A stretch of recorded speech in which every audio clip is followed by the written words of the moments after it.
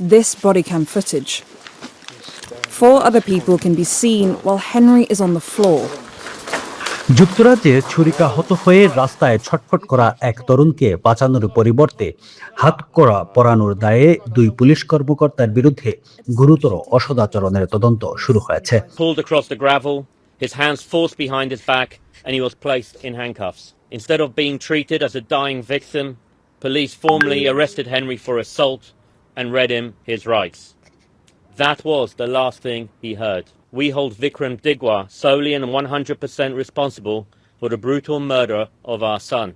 গত ডিসেম্বরে সাউদাম্পটনে 18 বছর বয়সী হেনরি নোয়াককে নির্মমভাবে ছুরিকাঘাত করা হলেও প্রথমে আসা পুলিশ কর্মকর্তা তার ক্ষত না খুঁজে উল্টো তাকে গ্রেপ্তার করেন।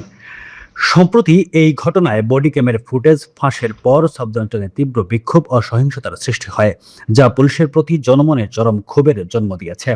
স্বাধীন পুলিশ ওয়াচডগ বা IOPC জানিয়েছে, জাতিগত বৈষম্য বা কোনো পক্ষপাতিত্ব এই ঘটনার পেছনে কাজ করছে কিনা তা খতিয়ে দেখতেই এই গুরুতর অসদাচরণের তদন্ত শুরু করা হয়েছে।